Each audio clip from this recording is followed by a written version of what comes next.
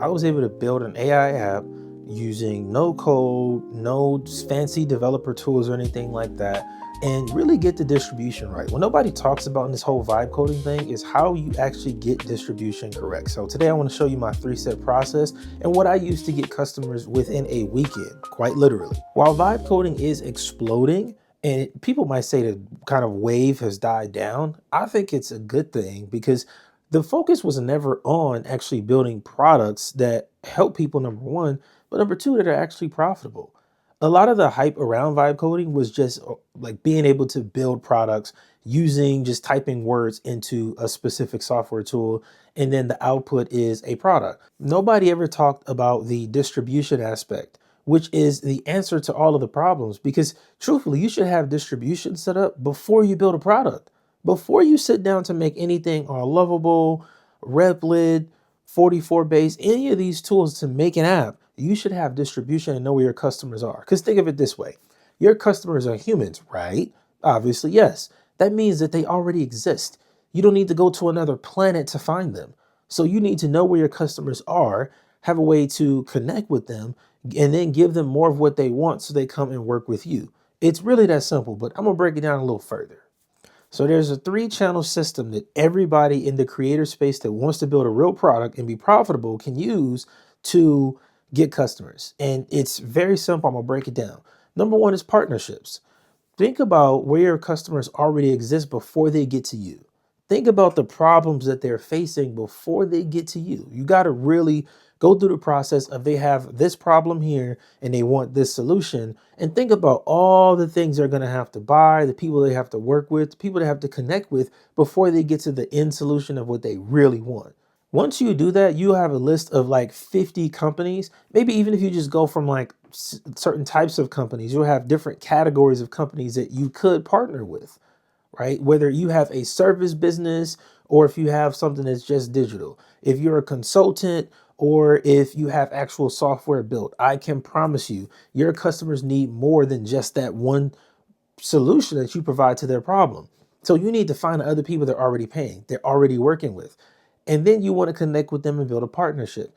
See what they want, what they care about, what they need help with, and then give that to them.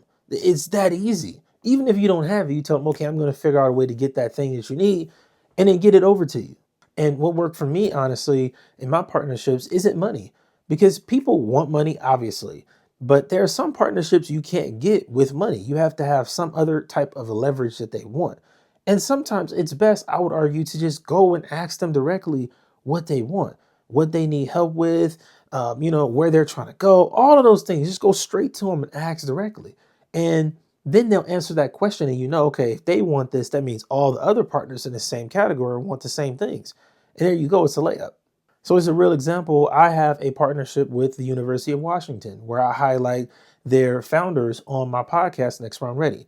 When I bring their founders on my show, I connect them with other investors that have been on my show. Like you see how the value just continues to add on for them. Now I win when I help those founders connect with investors. They pay for my software, Compass, $100 a month. Simple. But the school wins because I'm bringing investors into their ecosystem, right? When an investor connects with 3 or 4 or 5 founders from one university, that creates a relationship there with the investor and the school. So now the school can say, well, we work with Chris and he helped our founders raise X amount of dollars from just one cohort. Now that makes them look even better. When they're getting new founders, when they're getting new students applying to the school who are entrepreneurs who want to build companies, they can bring that up and that's a sales point for them. I've created leverage for them now from just a free podcast interview. You see how valuable that is? That's why the partnership works. Strategy number 2 is referrals. And referrals have to be intentional. And I want to show you the process I've used to get referrals. My podcast, when I have investors on my show, I like to build an actual relationship with them. I don't just have them on and then it's like, okay, we never talk again. No, because I'm probably going to run into you at some event, at a workshop or something, whenever, down the line. And I want you to remember me. So we got to have some kind of connection, right? And actually build a relationship. I need to know a few details about you, right? That's for me how I build closer relationships, but that leads to referrals because then I go back to them 3 months later after their interview, when I say, hey, thanks for having me, for being on the show. You were an amazing guest, reached a lot of people. It did very well. Now, I would love to have some other people in your network on the show. Can you think of anybody that would be great for the podcast, that has a great story to tell? And there you go. That is how I've gotten some huge investors on my show. Like people that like honestly are like levels above where I'm at now, where I want to go. That's how I get them on the show, is referrals. Literally talking to these people, being good to them, doing everything I said I would do, showing up, and then going back and saying, hey, I want to do this same thing, deliver all of this usefulness and value to other people within your network. And then it's just a ripple effect and it keeps going, right? It just feeds itself. So referrals are massive. And the key to referrals that nobody talks about is being good at what you do. You have to get people the damn result. I obsess over this, bro. Like it literally keeps me up at night because if I'm not getting you a result or helping you progress, I know that you can't be a referral for me. So if you're a user on my software platform and you're not using it, I'm going to email you 2, 3 times a week. I'm trying to get on the phone with you, answer questions, give that extra incentive, that extra help, because I want to create a ton of brand ambassadors for myself. That's what I want.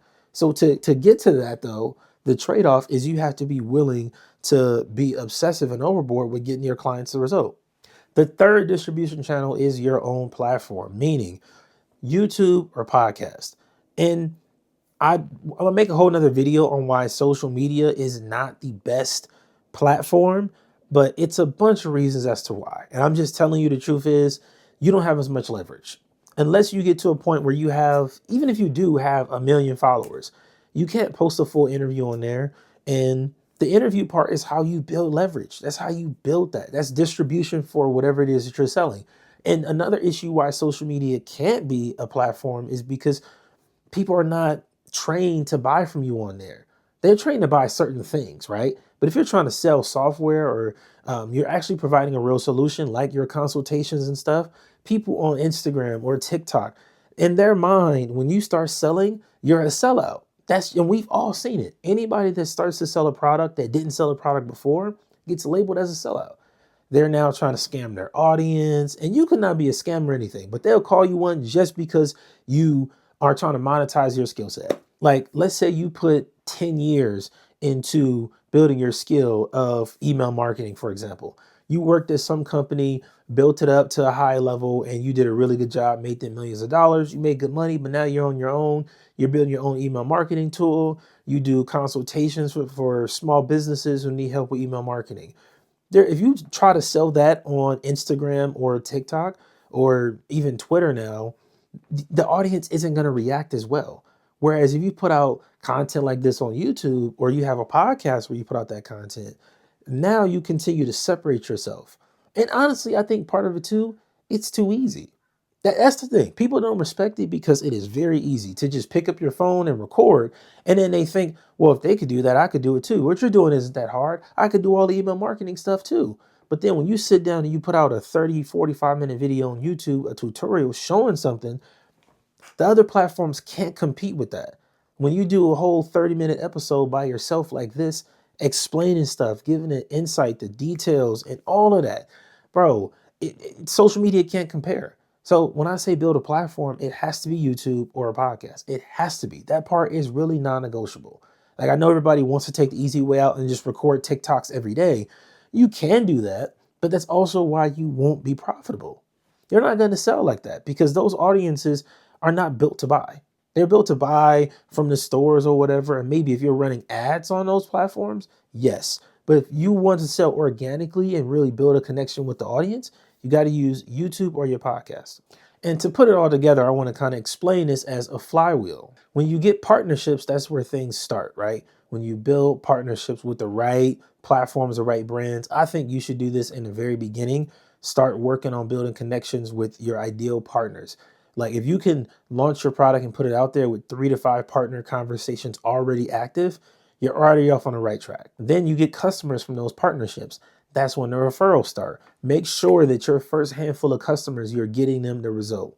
Like it can't be up for debate. And I'm doing another video on the winning metric because that's like the biggest business change I've made in years, and it has quite literally changed my life. You got to get them to your winning metric, and that builds the referral system, because once you get them that big result, they're going to tell other people about you. Then when they tell other people about you, the first thing those people are going to do, listen to your content. Now you've built the flywheel. So that person that listens to your content ends up going and becoming a subscriber as well. They join the ecosystem you've created, and the flywheel just continues. It feeds itself. That's why setting this up as distribution is so damn important, because a lot of these vibe coded companies don't ever get off the ground because there's never a way to get customers. Whereas when you set up this flywheel, bro, your first batch of customers is the hard part, but after that, the ecosystem will feed it. So it just keeps going. Eventually, you get to the point where you're so good at providing a solution and you're solving that problem that other people are talking about you. You're getting invited places to speak and stuff. Like, it's just endlessly going. And you don't have to run in circles or worry anymore. It works for you. Now, in the next video, I'm going to break down exactly how you monetize all of this stuff. Like, how do you sell at the highest level in this personal brand phase without becoming a scammy, crummy course seller? We're going to get into it next time. Make sure you subscribe to the channel, hype the video. I appreciate that. I'll see you next time.